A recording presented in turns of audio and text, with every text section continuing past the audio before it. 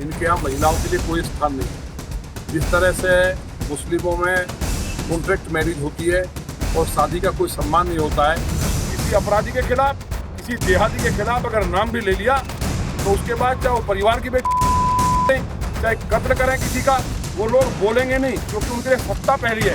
उनके लिए यदुवंशियों का सम्मान पहले नहीं है।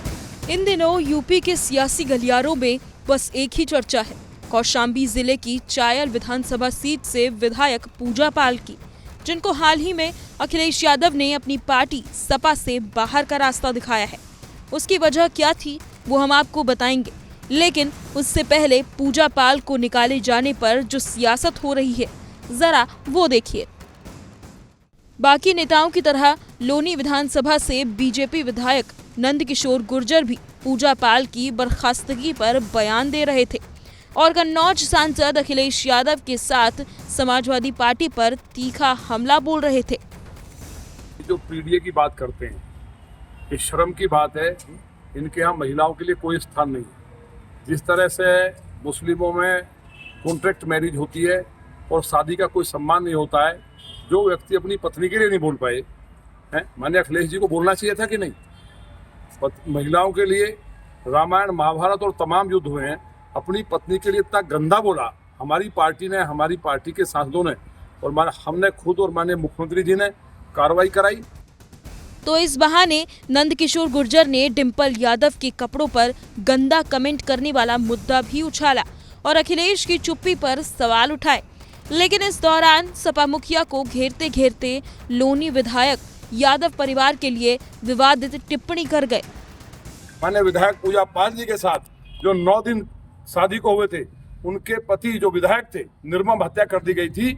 उसके बाद वो महिला अगर ये कहती है कि माननीय योगी जी ने मुझे इंसाफ दिलाया, जो एक सच्चाई है, क्या समाजवादी पार्टी में इंसाफ मिला उसे? जब माननीय योगी जी ने इंसाफ दिलाया, ये बोलना कौन सा पार्टी के खिलाफ था?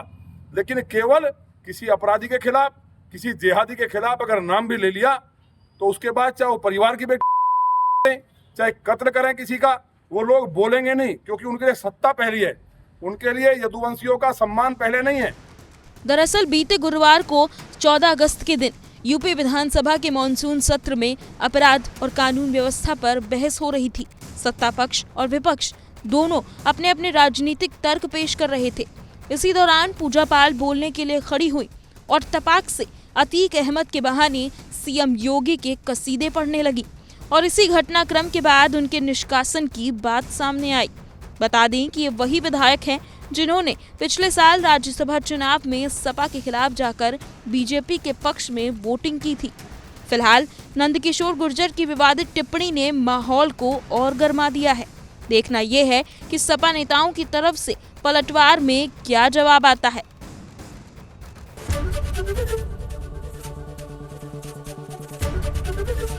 एबीपी गंगा, खबर आपकी, जुबान आपकी।